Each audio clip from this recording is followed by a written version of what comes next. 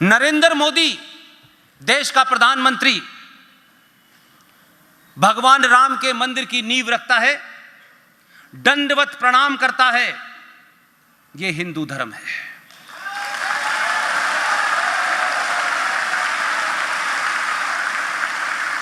और वही दंडवत प्रणाम करने वाला प्रधानमंत्री बालाकोट में घुस के मारता है, उसे हिंदुत्व कहते हैं।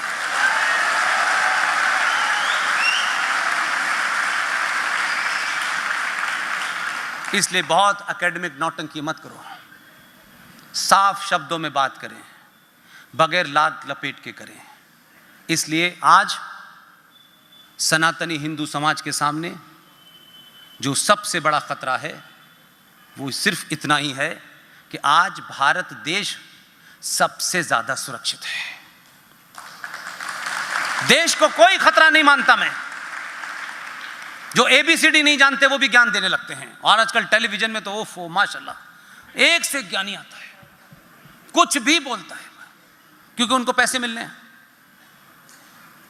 आज सबसे बड़ी चुनौती भारत राष्ट्र सनातनियों के सामने है।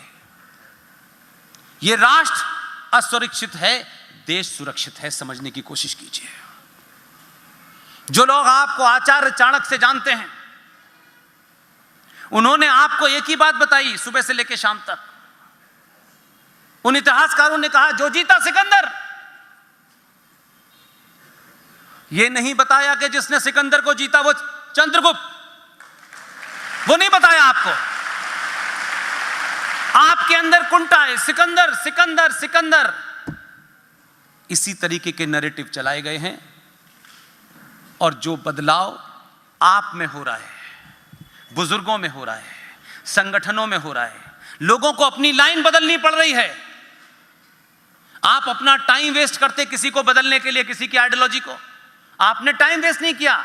मैंने इसीलिए आपसे कहा जिस दिन आप बदल जाएंगे वो 5 वक्त की चिल्लाना बंद कर देंगे। बदलिए तो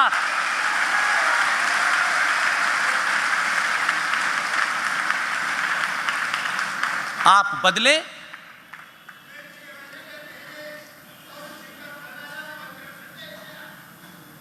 इसलिए हर बात पे सोते सोते उठ के ये मत कहा करिए कि पेट्रोल के पैसे बढ़ गए, प्याज के पैसे बढ़ गए, सरकार इस पे कानून क्यों नहीं बना रही, उस पे कानून क्यों नहीं। कानूनों से देश चलता है, राष्ट्र नहीं चलता।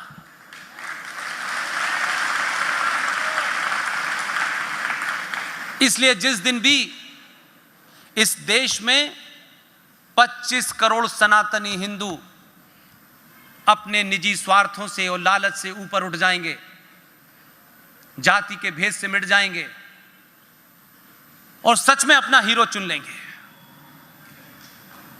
तो एक नहीं करोड़ों अमित शाह और मोदी पैदा हो जाएंगे। ये कोई नाम व्यक्ति नहीं है, ये सिंबल के तौर पे कह रहा हूं। और हमारा समाज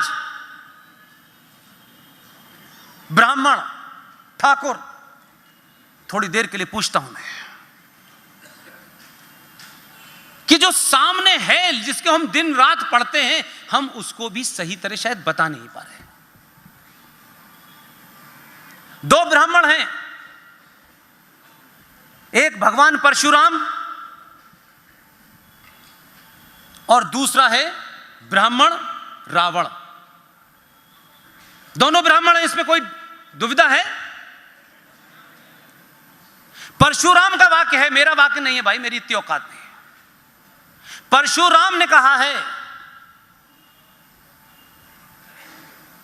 आदमी जन्म से शूद्र होता है, कर्म से ब्राह्मण ठाकुर बनता है। और इस बात को मैं तथ्यों पे लूं तो रावण भी ब्राह्मण है और परशुराम भी ब्राह्मण है। एक का कर्म उसे चौराहे पे जलाता है, दूसरे का कर्म उसे मंदिर में पूजता है। दोनों ब्राह्मण हैं।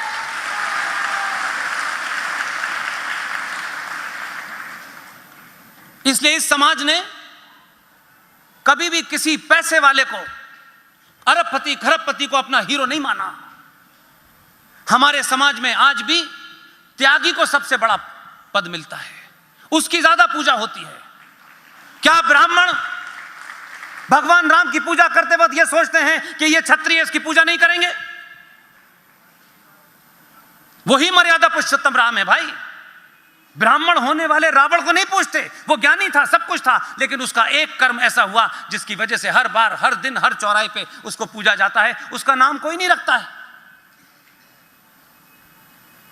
तो जाति के बोध में आप बार बार जब ये कहते हैं कि साहब ये जाति थी, वो जाति थी, जो फौज में चला गया, वो चाहे महार रेजिमेंट का हो, चाहे जाट रेजिमेंट का हो, चाहे ब्राह्मण रेजिमेंट का हो, वो क्षत्रिय है, उसकी जाति नहीं पता किसी को।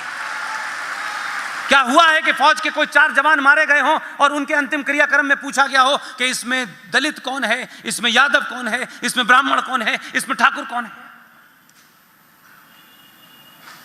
आप जिस गलतफहमी के शिकार हो गए हैं, जो आपके यहां सामाजिक व्यवस्था थी उसे मजहबी व्यवस्था बता दी गई। आज वकीलों की कम्युनिटी है, डॉक्टरों की कम्युनिटी है, उनके अलग अलग रूल हैं, तो कोई वो जाति हो गई क्या? ये सामाजिक व्यवस्था है समाज को चलाने के लिए। इसलिए आपके पास कुछ भी ऐसा नहीं है जिस पे आपको शर्म आए, कुछ भी ऐसा नहीं है। इसलिए एक नहीं, मैं कई सारी मिसालें दे सकता हूं। मैंने सुना है कि यहां कल जो है टाटिया मामा की जयंती मनाई गई। वो भील थे, कन्वर्जन की बीमारी यहां से लेकर गुजरात तक है। एक छोटी सी बात रखता हूं ताकि आप मेरी बात को सही समझ पाएं। हमारे अपने समाज में अगर एक शब्द में सच को बताना है, सिर्फ एक शब्द इस्तेमाल करना है और कहना है सच क्या है। एक शब्द में विश्वास को बताना है, एक शब्द में अगर कहूं मैं सच, उसका मतलब है मां। मां से बड़ा सच हो ही नहीं सकता। दुनिया इधर से उधर हो जाए, यह सच्चाई बदली नहीं जा सकती। जिस मां ने मुझे अपने गर्भ में रखा है, मैं बड़ा हो जाऊं, गरीब हो जाऊं, मां वही रहेगी।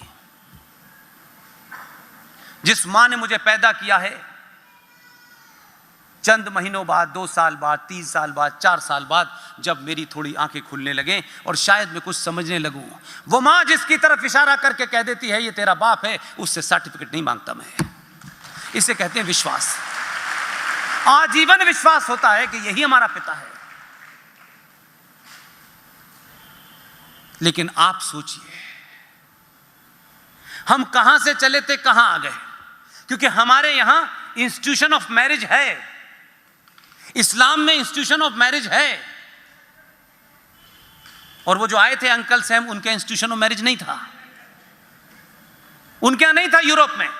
मैं आज के यूरोप की बात नहीं कर रहा, आज तो यहां से बहुत सारी चुरा के चीजें ले गए हैं, अब वापस आ रही हैं। हमारे इंस्टीट्यूशन ऑफ मैरिज में 7 फेरे 7 जन्मों का संबंध है।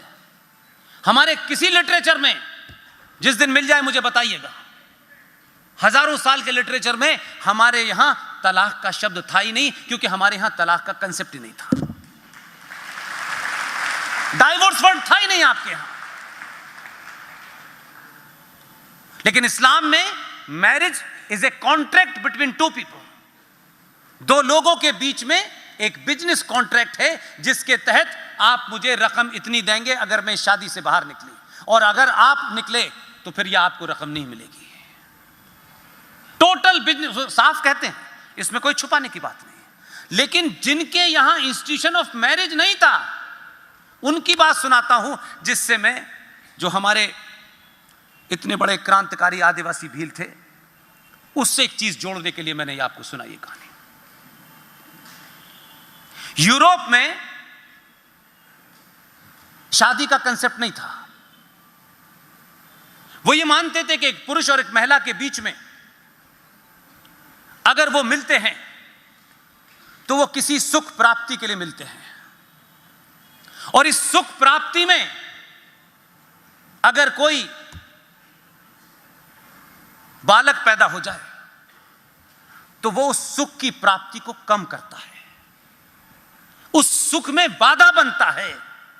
इसलिए मैरिज ऑफ कंसेप्ट नहीं था, और उनसे उत्पन्न होने वाली संतानें